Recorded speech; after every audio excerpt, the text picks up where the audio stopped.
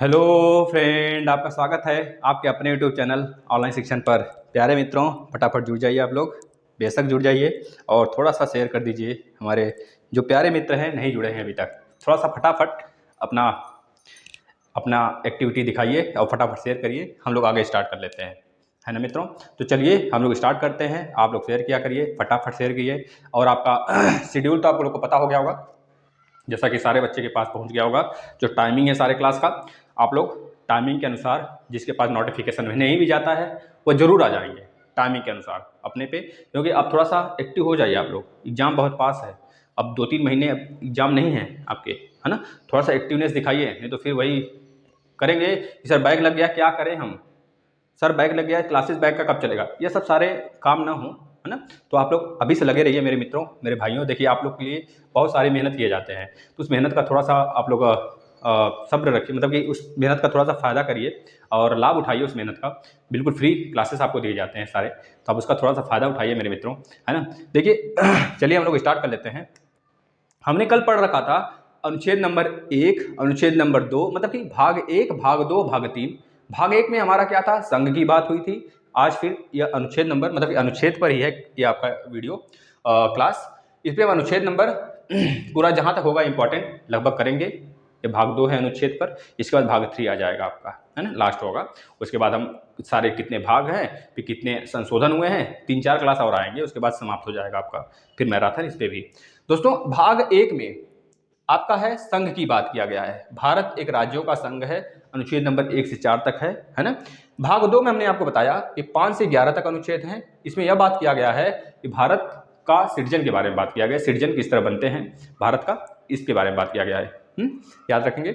इसके बाद मूल अधिकार भारत के, फंडामेंटल राइट क्या है भारत के, 12 से 35 तक। समानता का अधिकार है, शिक्षा का अधिकार है, जीवन जीने का अधिकार है, आपका रिलीजियस के प्रति बहुत सारे अधिकार दिए गए हैं आपको, है ना दोस्तों। इसके बाद आपका लास्ट में अनुच्छेद नंबर 32 है। उसके बाद 33, 34, 35 ये तो हमारे सेनाओं के लिए हैं। यह बातें हमने कल किया था दोस्तों। इसके बाद भाग 4 डीपीएसपी, मतलब कि फंड आपका direct principle of state policy, इसको याद रखेंगे दोस्तों। ये आपका आ जाता है नीति निर्देशक तत्व जिसे बोलते हैं हिंदी में। नीति निर्देशक तत्व हमारा आयरलैंड से लिया गया है, ये आपको पता होना चाहिए दोस्तों। और यह भाग 4 में है। भाग 4 में कहाँ से कहाँ तक है, तो 36 से लेकर 51 तक है मित्रों, 36 से लेकर 51 तक है। इसी में अनुच्छेद नंबर 50 जो है दोस्तों, ये अनुच्छेद नंबर 50 जो है, इसी में अनुच्छेद नंबर 50 यह कहता है कि जो हमारा न्यायपालिका है वह विधायी से अलग होगा। और अनुच्छेद नंबर 51 क्या कहता है मित्रों, आप बता देंगे। अनुच्छेद नंबर 51 क्या कहता है। इसके बाद अनुच्छेद नंबर 44 भी इसी में है, महत्वपूर्ण है अनुच्छेद नंबर 44। अनुच्छेद नंबर 44 कहता है समान संहिता, समान ड्रेस, समान आपकी संहिता होनी चाहिए। समान कह लीजिए ड्रेस की बात करता है, समान किसी भी फील्ड में समानता की बात करता है ना। तो याद रखेंगे ये हमारे केवल गोवा में लागू है। तो अनुच्छेद नंबर 44 में इसी के अंतर्गत आ जाता है दोस्तों। इसको आप पूरा पढ़ लेंगे एक बार। इसके बाद भाग 4A, जो भाग 4A है मित्रों, इसमें केवल एक अनुच्छेद है, 51 क बोल लीजिए। यह मौलिक कर्तव्य में वर्तमान में आता है, कह लीजिए। इसमें कह लीजिए कि 52वां संविधान संशोधन हुआ था। 52वां संविधान संशोधन के थ्रू इसे जोड़ा गया था 1976 में मित्रों। इसको याद रखेंगे, है ना, इसको याद रखेंगे आप, बेशक इसको याद रखेंगे, ठीक है ना। जैसे कि 21 का एक अनुच्छेद है आपका, उसमें जो 14 साल तक के बच्चे हैं उनको शिक्षा देने का प्रावधान किया गया है। लेकिन जिनके माता पिता अगर बच्चों को शिक्षा से रिलेटेड शिक्षा के लिए नहीं भेजते हैं तो क्या होगा उनके प्रति, पता है क्या होना चाहिए उनको, कह लीजिए कि पनिशमेंट मिलेगा सरकार की तरफ से, हमारे उच्चतम न्यायालय के प्रति। मतलब बहुत सारे बाधाएं उसमें हैं, मतलब कि कंपलसरी कर दिया गया है। कोई भी माँ बाप 14 साल तक के बच्चों को कोई भी काम नहीं करवा सकता। यह हमारे संविधान में लिखा हुआ है, अनुच्छेद नंबर 21 क में, भैया याद रखेंगे। अब यहाँ से इंपॉर्टेंट अनुच्छेद जो हम बाद में आपको मतलब पहले डिस्कस कर चुके हैं। देखिए राष्ट्रपति से रिलेटेड अनुच्छेद नंबर 52 क्या कहता है, भारत का एक राष्ट्रपति होगा, समाप्त। अनुच्छेद नंबर 53 में मित्रों यह कहा गया है, देखिए सिर्फ और सिर्फ अनुच्छेद के बारे में बात करेंगे, ज्यादा डिटेल में नहीं जाएंगे। अनुच्छेद नंबर 53 में यह कहा गया है राष्ट्रपति के कार्य एवं शक्ति के बारे में बताया गया है, जिसमें हमने आपको बता दिया न्यायिक शक्ति है, कह लीजिए कि उसका कार्य जितने भी उसकी शक्तियां हैं, न्यायिक शक्ति हो गया, पुनरावलोकन की शक्ति हो गई, अध्यादेश की शक्ति हो गई, अपने स्वविवेक की शक्ति हो गई। उसके पास बहुत सारी शक्तियां हैं, हमने बताया था आपको दोस्तों। नियुक्ति की सारी शक्तियां उसके पास होती है ना। तो हमने बताया था आपको बहुत अच्छे ढंग से इसको। तो अनुच्छेद नंबर 53 यही कहता है कार्य और शक्ति से रिलेटेड है। अनुच्छेद नंबर 54 क्या कहता है, राष्ट्रपति का निर्वाचन कैसे होगा भैया। अनुच्छेद नंबर 54 हमने बताया था आपका एकल संक्रमणी प्रणाली पे आधारित होता है, ये चीज याद रखेंगे। अनुच्छेद नंबर 54 दोस्तों। अनुच्छेद नंबर 61 मोस्ट इंपॉर्टेंट है मित्रों, इसको लिखिएगा। राष्ट्रपति पर महाभियोग इम्पीचमेंट लाने का अधिकार, राष्ट्रपति अगर संविधान का उल्लंघन करता है तो उसके लिए प्रावधान किया गया है अनुच्छेद नंबर 61 के थ्रू। उसको संसद से बिल पारित करके हटाया जा सकता है, चाहे वो राज्यसभा से पारित हो तो लोकसभा पारित कर दे, लोकसभा में बहुमत होना चाहिए। अगर लोकसभा से पारित होकर आता है राज्यसभा में तो राज्यसभा भी कर सकती है, मतलब दोनों सदन में से किसी एक सदन से इसकी स्टार्टिंग हो सकती है। लेकिन राष्ट्रपति को 14 दिन पहले सूचित किया जाना चाहिए। राष्ट्रपति अगर अपने पद से पहले त्याग दे देते हैं तो इम्पीचमेंट नहीं, इम्पीचमेंट उसी जगह खत्म हो जाता है दोस्तों। ऐसा हमारे संविधान में, कह लीजिए हमारे भारत में एक बार भी नहीं हुआ है, इस चीज को याद रखेंगे। अनुच्छेद नंबर 72 क्षमादान की शक्ति। हमारे राष्ट्रपति क्या कर सकते हैं दोस्तों, किसी भी क्षमा को माफ कर सकते, मतलब किसी भी अपराध को माफ कर सकते हैं, चाहे कितनों घनघोर अपराध हो, लेकिन केवल और केवल हमारे राष्ट्रपति के पास ये पावर होता है कि वो माफ करेंगे दोस्तों, याद रखेंगे। अनुच्छेद नंबर 161 भी है एक। अनुच्छेद नंबर 161 एक और है दोस्तों, उसमें कहा गया है राज्यपाल से रिलेटेड वो क्षमादान की शक्ति है, तो वह केवल मृत्यु को सजा को छोड़ के सारे सजा को वो भी माफ कर सकता है, लेकिन मृत्यु की सजा हमारे राष्ट्रपति माफ कर सकते हैं। अनुच्छेद नंबर 72 में है, इस चीज को याद रखेंगे। उसके बाद अनुच्छेद नंबर 85 दोस्तों, बहुत ही विधिवत आपको बताया गया है। अनुच्छेद नंबर 85 में यह कहा गया है राष्ट्रपति लोकसभा का विघटन कर सकती है, किसके सलाह पर, किसके अनुशंसा पर, हमारे प्राइम मिनिस्टर की अनुशंसा पे दोस्तों, इस चीज को याद रखेंगे।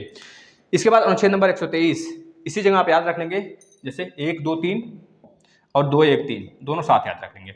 अनुच्छेद नंबर 123 कहता है हमारा राष्ट्रपति अध्यादेश जारी कर सकता है, अध्यादेश जारी करके कोई नियम कानून बना सकता है। उसी तरह अनुच्छेद नंबर 213 है राज्यपाल के लिए, राज्य में वो अध्यादेश जारी करके कोई नियम कानून बना सकता है। वो राज्यसभा लोकसभा दोनों का उसके पास पावर होता है। उसी तरह राज्यपाल को विधानसभा और विधान परिषद दोनों का पावर होता है, इसे याद रखेंगे दोस्तों, ठीक है ना। चलिए, यह तो रहा 123। इसके बाद आ जाता है अनुच्छेद नंबर 143, मोस्ट इंपॉर्टेंट डाल के लिख लेंगे दोस्तों। अनुच्छेद नंबर 143, इसके आगे लिख लेंगे अनुच्छेद नंबर 148 भी, इसका बारे में बता देते हैं आपको। अनुच्छेद नंबर 143 में यह कहा गया है मित्रों, अनुच्छेद नंबर 143 में यह कहा गया है मित्रों कि अच्छा, एक बात आप याद रखेंगे, अनुच्छेद नंबर 148 जो है आप बताएंगे हमें, बहुत ईजी है, आप बता देंगे इसको। अनुच्छेद नंबर 143 में यह कहा गया है मित्रों, इसमें यह कहा गया है कि अनुच्छेद नंबर 143 के थ्रू, अनुच्छेद नंबर 143 के थ्रू अगर कोई दुर्व्यवस्था, मतलब कि अगर कहा जाता है दोस्तों, 1 मिनट रुकिएगा, तो अनुच्छेद नंबर 123 हो गया। 23 के बाद हम आ जाते हैं अनुच्छेद नंबर 143। 143 में मित्रों याद रखेंगे 143 में क्या कहा गया है। अनुच्छेद नंबर 143 में दोस्तों यह कहा गया है कि राष्ट्रपति जो होंगे दोस्तों, राष्ट्रपति सलाह ले सकते हैं। राष्ट्रपति क्या कर सकते हैं दोस्तों, सलाह ले सकते हैं, किससे, उच्चतम न्यायालय से। उच्चतम न्यायालय मतलब कि सुप्रीम कोर्ट से सलाह ले सकते हैं, लेकिन उच्चतम न्यायालय के जो कह लीजिए कि उच्चतम न्यायाधीश होंगे वह सलाह दे, मशवरा दें, या उनको बाध्य नहीं किया जाएगा, ना ही राष्ट्रपति बाध्य होंगे उनकी सलाह को माने। तो यह अनुच्छेद नंबर 143 में लिखा है मित्रों, इसको लिख लेंगे आप। अब देखिए अनुच्छेद नंबर, हमने बात किया था अनुच्छेद नंबर आपका आगे देख लेते हैं। अच्छा, इसके बाद हम बताते हैं आपको 148 अनुच्छेद नंबर, मतलब उपराष्ट्रपति की बात करते हैं। उपराष्ट्रपति में सिर्फ 2 है, अनुच्छेद नंबर 63 है, अनुच्छेद नंबर 64 है। मोस्ट इंपॉर्टेंट है, इसको डाल के लिख लेंगे। भारत का एक उपराष्ट्रपति होगा, अनुच्छेद नंबर 63। भारत का एक उपराष्ट्रपति होगा, अनुच्छेद नंबर 63। भारत का ही दोस्तों राज्यसभा का सभापति कहा जाएगा, अनुच्छेद नंबर 64 दोस्तों। यह बात याद रखेंगे, हमने आपको दिलाया था ना, हमने आपको एक ट्रिक बताया था, उसका निकास शनि से जुड़ा है, शनि से जुड़ा है। यह शपथ हो गया दोस्तों, यह हो गया निर्वहन करने का, यह हो गया पद की बात, यह हो गई सभापति की बात, यह हो गया कार्यकाल की बात, यह हो गया शपथ की बात, यह हो गया निर्वहन की बात, यह हो गया आपका, है ना। इस तरह हमने बताया था 63, 64, 65, 66, 67 दोस्तों, इस तरह हमने बताया था आपको, ये बात आप याद रखेंगे।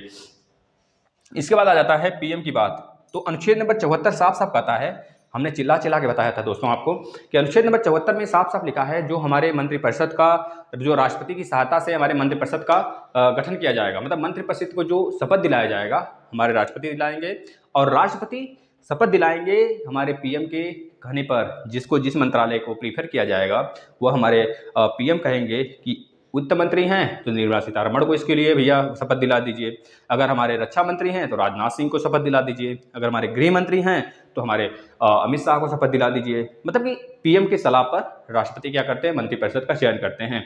यह मंत्रिपरिषद जो होता है राष्ट्रपति की सहायता के लिए होता है। यह अनुच्छेद नंबर 74 में कहा गया है, लिख लेंगे। अनुच्छेद नंबर 75 में यह कहा गया है जो मंत्रिपरिषद का हेड होगा हमारा पीएम होगा दोस्तों। अनुच्छेद नंबर 75, बोलो बाकी बिहारी लाल की जय। अब आगे चलते हैं, संसद की बात कर लेते हैं। 79 में यह कहा गया है भारत का एक संसद होगा जिसमें कि लोकसभा राज्यसभा होगा, पार्लियामेंट जिसे बोलेंगे दोस्तों, ठीक है, इंडिया पार्लियामेंट है विजिट। तो याद रखेंगे दोस्तों कि इंडिया का एक पार्लियामेंट होगा, संसद होगा, इसमें कहा गया है अनुच्छेद नंबर 79 में कहा गया है दोस्तों, ये चीज याद रखेंगे। 79 के बाद 80, 80 के बाद 81 दोस्तों, ये क्रम से याद रखेंगे आप, 79 80 81, है ना, 79 80 81, इस तरह इसको क्रम से याद रखेंगे। एक मिनट, और इस पूरे को एक क्रम में आप याद रखेंगे दोस्तों, ठीक है ना। और इन दोनों को एक साथ याद रखेंगे, इन दोनों को एक साथ याद रखेंगे, इन तीनों को एक साथ याद रखेंगे। 79 में भारत का एक संसद होगा, भारत का संसद होगा तो उसमें लोकसभा राज्यसभा आता है। राज्यसभा बड़ा होता है कि लोकसभा बड़ा होता है, तो बोलेंगे सर राज्यसभा बड़ा होता है। राज्यसभा को क्या बोलते हैं, उच्च सदन के नाम से जानते हैं। तो उच्च सदन पहले आ जाएगा, नहीं उच्च सदन बाद में आएगा दोस्तों, उच्च सदन पहले आएगा बाद में। तो जो उच्च सदन है बड़ा है वो पहले आएगा, तो याद रखेंगे 80 में हो जाएगा उच्च सदन। और जो आपका निम्न सदन है लोकसभा, 81 में चर्चा किया गया है। लोकसभा भारत का एक होगा अनुच्छेद नंबर 81 के थ्रू, राज्यसभा भारत का एक होगा अनुच्छेद नंबर 80 के थ्रू। 79 में संसद की बात की गई है, यह आप याद रख लेंगे। इसके बाद हम आगे चलते हैं मित्रों, आगे चलते हैं अनुच्छेद नंबर 100 की तरफ। सिर्फ जो इंपॉर्टेंट है हम उसकी चर्चा करेंगे, आप बिल्कुल भी धैर्य बना के लास्ट तक बने रहिएगा, बस ज़्यादा बड़ी वीडियो नहीं बनेगी।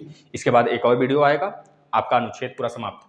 अनुच्छेद नंबर 100 में दोस्तों यह कहा गया है कि अनुच्छेद नंबर 100 में अध्यक्ष महोदय को निर्णायक मत देने का अधिकार होगा। लोकसभा के जो अध्यक्ष होंगे, लोकसभा के जो अध्यक्ष होंगे भैया, उनको निर्णायक मत देने का अधिकार होगा। जैसे दो पार्टियां हैं, विधेयक बिल आता है हमारे किसी भी संसद में, मान लीजिए लोकसभा में आ गया, तो वहाँ पे पारित होने से पहले 50-50% हो गया, 50% ना के लिए, 50% हाँ के लिए, मतलब पारित होगा पारित नहीं होगा। तो इस कंडीशन में हमारे जो लोकसभा के अध्यक्ष होते हैं, इस समय कौन है, ओम बिरला साहब हैं। ओम बिरला तुरंत क्या करेंगे दोस्तों, उस पर अपना वोटिंग करेंगे, तो उनको अधिकार दिया गया है। तब तक तो आप कुछ नहीं बोलोगे जब तक जो पार्टी जीत रही है, जो पार्टी हार रही है, मेजोरिटी हो या फिर उसके पास कोई वोट की कम हो। लेकिन तब आप वोट करोगे जब दोनों पक्ष बराबर हो जाएगा किसी एक विधेयक पर, तब आप अपना वोट करोगे। आपको यह अधिकार दिया गया है अनुच्छेद नंबर 100 के थ्रू कि लोकसभा का जो अध्यक्ष होगा निर्णायक मत देगा। निर्णायक, इसे बोलते हैं निर्णायक मत, निर्णायक मत भैया याद रखेंगे। अनुच्छेद नंबर 105, अनुच्छेद नंबर 105 में दोस्तों यह क्या कहा गया है कि इसमें संसद को कुछ विशेष शक्ति मिलेगी, संसद को कुछ विशेष शक्ति मिलेगी, सिर्फ इतना याद कर लेंगे। इसके बाद अनुच्छेद नंबर 108 मोस्ट इंपॉर्टेंट डाल के लिख लेंगे, मोस्ट इंपॉर्टेंट दोस्तों। अनुच्छेद नंबर 108 में यह कहा गया है लोकसभा लोकसभा प्लस राज्यसभा, लोकसभा प्लस राज्यसभा का संयुक्त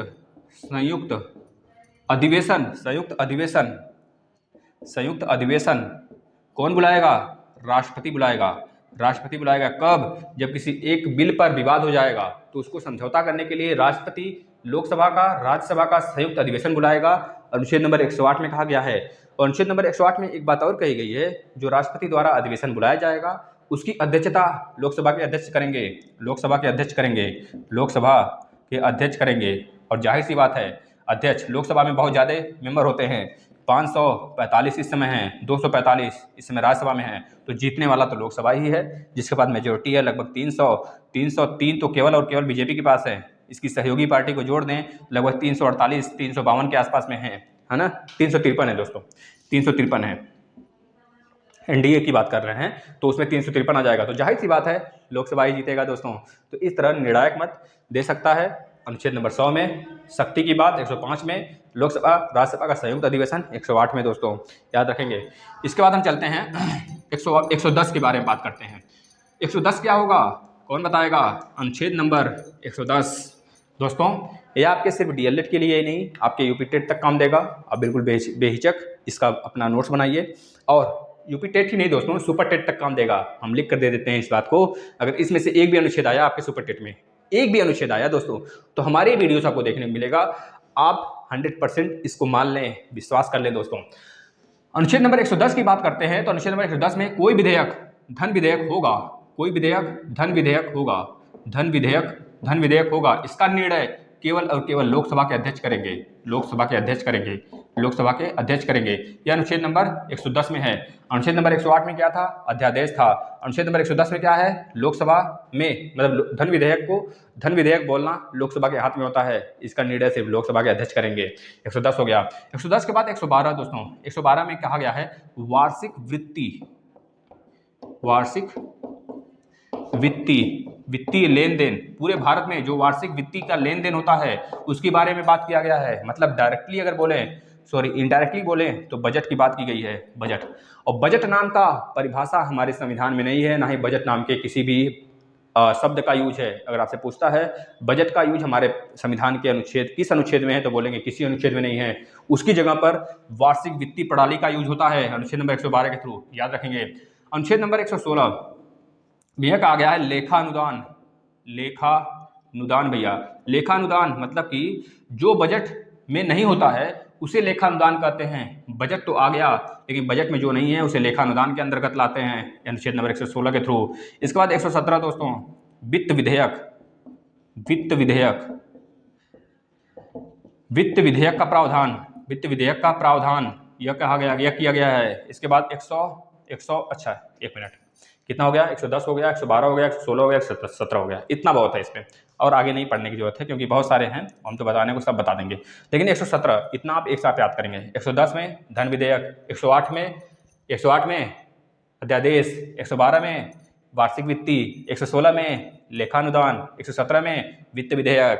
ठीक है दोस्तों, चलते हैं आगे। इसके बाद हम चलते हैं सुप्रीम कोर्ट की तरफ भैया। चलिए सुप्रीम कोर्ट का सफर करा देते हैं हमारे मित्रों आपको। सुप्रीम कोर्ट 124 के थ्रू यह बोला गया है भारत का एक सुप्रीम कोर्ट होगा, 131 अनुच्छेद नंबर 131 में कहा गया है सुप्रीम कोर्ट के मूल अधिकार का वर्णन किया गया है। सुप्रीम कोर्ट के मूल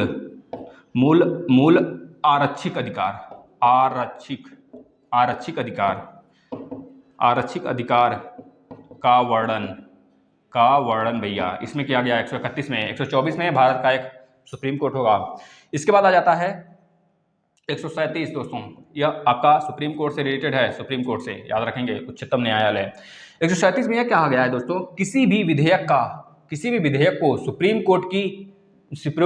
कोर्ट को जांचने का अधिकार है, चाहे वह कोई भी विधेयक हो। क्योंकि हमें पता है दोस्तों हमारा न्यायालय जो है वो विधायिका और कार्यपालिका से अलग है, तो जाहिर सी बात है न्यायपालिका अपना काम तो करेगी, उसको कोई नहीं रोक सकता, चाहे वो पीएम ही क्यों ना हो दोस्तों, याद रखेंगे। तो 137 के थ्रू कोई भी विधेयक हो, विधेयक पर जांच बैठाने का अधिकार वह होता है हमारे सुप्रीम कोर्ट को दोस्तों, याद रखेंगे। तो याद रखेंगे 137 हमारे सुप्रीम कोर्ट को यही इजाज़त देती है कि आप किसी भी विधेयक पर जांच बैठा सकते हैं। 131 में यह कहा जाता है दोस्तों कि जो सुप्रीम कोर्ट के मूल आरक्षिक अधिकार का वर्णन किया गया है। 124 में भारत का एक सुप्रीम कोर्ट होगा दोस्तों। चलते हैं आगे, इन तीनों को एक साथ याद करेंगे आप। अच्छा, अनुच्छेद नंबर 76 आपको हमने बताया है नहीं ना? अब बताएंगे, देखिएगा। महान्यायवादी लिखेगा, महान्यायवादी। देखिए 148 में जिक्र करेंगे आपका महान्यायवादी मतलब कैग दोस्तों, याद रखेंगे। अनुच्छेद नंबर 76 के थ्रू यह कहा गया मित्रों कि भारत का एक महान्यायवादी होगा जिनकी नियुक्ति राष्ट्रपति करेंगे हमारे प्राइम मिनिस्टर की सलाह पर। इसको लिख लेंगे। अनुच्छेद नंबर 148 में यह कहा गया है मित्रों, भारत का एक कैग होगा, अनुच्छेद नंबर 148। अनुच्छेद नंबर 143 में हमने क्या बताया था? रिवीजन फास्ट रिवीजन भैया, रिवीजन बोलिए बाकी बिहारी लाल की जय मित्रों। तो 143 में क्या कहा गया है? 143 में यही कहा गया था कि जो हमारा राष्ट्रपति होगा वो उच्चतम न्यायालय से सलाह ले सकता है, लेकिन मानने के लिए बाध्य नहीं होगा, ना ही उच्चतम न्यायालय देने के लिए बाध्य होगा दोस्तों, याद रखेंगे। तो इस 76 में कहा गया है भैया, केवल 76 में भारत का एक महान्यायाधीश होगा, भारत का एक महान्यायवादी मतलब कैग होगा, जिसकी नियुक्ति राष्ट्रपति करते हैं प्रधानमंत्री की सलाह पर। महान्यायवादी दोस्तों जो होता है ना, आप बता देंगे कौन होता है, हमने जिक्र किया है। अनुच्छेद नंबर 148 में यह कहा गया है भारत का एक कैग होगा, CAG, भारत का CAG होगा दोस्तों, याद रखेंगे। सीएजी जो होता है भारत में सबसे बड़ा विधिक अधिकारी होता है, आपको पता होना चाहिए। ये राष्ट्रपति के प्रसाद प्रयत्न पद पे रहते हैं, ठीक है, क्योंकि वेणुगोपाल, याद रखिएगा दोस्तों। इस समय तो चेंज हो चुका है ना, मुर्मू जी हैं, मुर्मू मुर्मू जो पहले, या मुर्मू जी जो हैं दोस्तों, या पहले थे अपने जम्मू कश्मीर के उपराज्यपाल थे। इस समय वहाँ के राज्यपाल है, उपराज्यपाल है दोस्तों मनोज सिन्हा, है ना, तो कैग है, याद रखेंगे। इस समय मुर्मू जी हैं दोस्तों। इसके बाद हम बात करते हैं राज्यपाल से रिलेटेड अनुच्छेद। राज्यपाल से रिलेटेड अनुच्छेद 152 हमने आपको बताया था क्या था। भारत में, मतलब भारत के हर एक राज्य में राज्यों का एक राज्यपाल होगा, राज्यों का एक राज्यपाल होगा दोस्तों, राज्यपाल होगा, याद रखेंगे। किसी भी दो, मतलब एक या दो से ज्यादा राज्यों में राज्यपाल की भी अनुशंसा हमारे भारत में की गई है, आपको पता होना चाहिए दोस्तों, याद रखेंगे। 153 में कहा गया है भारत राज्यों के लिए एक राज्यपाल होगा। इसमें राज्यपाल होगा, राज्यपाल की परिभाषा दी गई है 152 में। राज्यपाल के लिए जो कहा गया है दोस्तों, राज्यपाल के लिए राज्यों के लिए एक राज्यपाल होगा, वह अनुच्छेद नंबर 153 में है। 152 में राज्यपाल की परिभाषा है। इसके बाद 154 में कहा गया है मित्रों, राज्यपाल की शक्ति से रिलेटेड, राज्यपाल चुना जाता है, चयनित किया जाता है राष्ट्रपति द्वारा प्रधानमंत्री के कहने पर, लेकिन इनकी शपथ दिलाने का काम हाई कोर्ट का जज करता है। हाई कोर्ट का जो वरिष्ठ जज होता है वह करता है दोस्तों, याद रखेंगे। इसके बाद अनुच्छेद नंबर 155 में राज्यपाल के निर्वाचन की बात की गई है। निर्वाचन सेम कंडीशन होता है जैसे कि निर्वाचन के बारे में राष्ट्रपति करता है, मतलब राष्ट्रपति इनका निर्वाचन करता है, आपको पता होना चाहिए, क्योंकि राज्यपाल चयन किया जाता है ना, याद रखेंगे। राज्यपाल का कल ये निर्वाचन होता है, राष्ट्रपति करता है, वो भी हमारे प्राइम मिनिस्टर की सलाह पर। अनुच्छेद नंबर 155 हो गया। अनुच्छेद नंबर 152 में राज्यपाल की परिभाषा, अनुच्छेद नंबर 153 में राज्यों के लिए राज्यपाल होंगे, अनुच्छेद नंबर 154 में राज्यपाल की शक्ति हो गया, अनुच्छेद नंबर 155 में निर्वाचन का अधिकार है, याद रखेंगे। राष्ट्रपति करेंगे, शपथ दिलाने का काम हाई कोर्ट के जज करेंगे। यह बात हो गया, ये पांचों आप एक साथ याद रखेंगे, ठीक है दोस्तों। एक चीज और याद रखेंगे, अनुच्छेद नंबर 161, जैसे अनुच्छेद नंबर 72 था, राष्ट्रपति क्या करते थे, क्षमादान की शक्ति थी उनके पास, लेकिन मृत्यु दंड को भी माफ कर सकते थे वो। लेकिन इनके पास सारी क्षमादान की शक्तियां तो होती हैं, लेकिन मृत्यु दंड को सिर्फ माफ नहीं करते हैं, याद रखेंगे। 161 के थ्रू राज्यपाल को यह शक्ति दिया गया है कि क्षमादान की जो शक्ति होगी वो राज्य में राज्यपाल के हाथ में होगी, ठीक है दोस्तों। इसके बाद हम चलते हैं मंत्रिपरिषद के थ्रू, मंत्रिपरिषद की तरफ। अरे बोलो बांके बिहारी लाल की जय। मेरे मित्रों, हर हर महादेव का नारा लगाते रहिए। मंत्रिपरिषद दोस्तों। इसके बाद एक और आपका आएगा वीडियो इस पे अनुच्छेद पे, तो इसके बाद समाप्त हो जाएगा, है ना, जिसमें हम बहुत सारे अभियोग वगैरह की बात करेंगे। 163 अनुच्छेद नंबर 163 में साफ साफ ये कहा गया है एक मंत्रिपरिषद होगा। जैसे 74-75 था, 74 में क्या था, एक मंत्रिपरिषद था ना। मंत्रिपरिषद क्या काम करता था, राष्ट्रपति की सहायता के लिए था। यहाँ पे जो मंत्रिपरिषद होगा, यहाँ पे मंत्रिपरिषद मंत्रिमंडल होगा, एक मंत्रिमंडल होगा जो कि राज्यपाल की सहायता करेगा। उस मंत्रिमंडल में सारे मंत्रियों को जो नियुक्ति होगी, जो शपथ दिलाने का काम होगा, राज्यपाल दिलाएंगे। राज्यपाल वो भी सीएम के कहने से दिलाएंगे। राज्यों में जो प्रतिनिधित्व करते हैं, सारे राज्यों का जो प्रतिनिधित्व करता है केंद्र का, उसको राज्यपाल बोलते हैं दोस्तों, याद रखेंगे। राज्य का पालनहारी राज्यपाल, राज्य का प्रथम नागरिक राज्यपाल, ठीक है दोस्तों। राज्य का प्रथम नागरिक राज्यपाल होता है। जैसे पूरे देश में प्रथम नागरिक बताएंगे राष्ट्रपति, सेकंड नागरिक उपराष्ट्रपति। इस तरह राज्य में अगर देखा जाए, प्रथम नागरिक राज्यपाल। जैसे यूपी का प्रथम नागरिक हमारी आनंदीबेन पटेल जी, याद रखेंगे भैया। आनंदीबेन पटेल जी मध्य प्रदेश के भी हैं, और मध्य प्रदेश के सीएम का नाम शिवराज सिंह चौहान, याद रखेंगे। 163 के बाद 164 में दोस्तों यह कहा गया है, राज्यपाल के बाद 163 हो गया, 164 में आप याद रख लेंगे, मुख्यमंत्री की नियुक्ति होगी। सीएम मुख्यमंत्री की नियुक्ति होगी दोस्तों, इसके बारे में कहा गया है। मुख्यमंत्री की नियुक्ति भी राज्यपाल करेंगे, है ना। जैसे कि राष्ट्रपति जो करते थे, नियुक्ति करते थे हमारे पीएम का, किसी एक ग्रुप से एक प्रवक्ता को चुनते थे जो कि लीडर होता था, उसी तरह हमारे राज्यपाल भी शपथ दिलाते हैं, चुनते हैं, मतलब शपथ दिलाने का काम भी राज्यपाल ही करते हैं सीएम को, ये बात याद रखेंगे। इसके बाद अनुच्छेद नंबर 165 में यह कहा गया है, महाधिवक्ता होंगे दोस्तों। महाधिवक्ता जैसे कि सेंटर में 76 के थ्रू कौन होता था दोस्तों, अनुच्छेद नंबर 76 के थ्रू महान्यायवादी होता था देश में, मतलब कि सेंटर लेवल पे महान्यायवादी, और अनुच्छेद नंबर 148 के थ्रू काय होता था सेम उसी तरह जैसे महान्यायवादी होता है उसी तरह 165 के थ्रू महाधिवक्ता होता है राज्यों में। विधिक अधिकारी राज्य का महाधिवक्ता होता है, ठीक है दोस्तों। और केंद्र का विधिक अधिकारी महान्यायवादी होता है, आपको पता होना चाहिए मित्रों। आगे चलते हैं, सिर्फ एक आज पढ़ लेते हैं और फिर इसके बाद सेशन समाप्त करते हैं। राज्य से रिलेटेड, राज्य विधानमंडल, डालिएगा हेडिंग राज्य विधानमंडल। विधानमंडल, राज्य विधानमंडल दो तरह से बनता है, विधान परिषद से, विधान परिषद से बनता है और विधानसभा से बनता है दोस्तों। विधानसभा से बनता है, जो सभा होता है उसका विघटन हो सकता है। विधान परिषद का भी अगर मतलब विधान परिषद हमारे 6 राज्य में है ही, यूपी बिहार, आपका तेलंगाना और आंध्र प्रदेश, इसके बाद आपका महाराष्ट्र के बाद आप देख लेंगे भैया कर्नाटक। इन 6 जगह ही आपका राज्य परिषद मतलब विधान परिषद है। विधानसभा तो मैक्सिमम राज्य में है, लेकिन विधान परिषद केवल और केवल 6 राज्य में है। 7वां राज्य था लेकिन उसको बना दिया गया केंद्र शासित प्रदेश, जो जम्मू कश्मीर के नाम से जाना जाता है दोस्तों।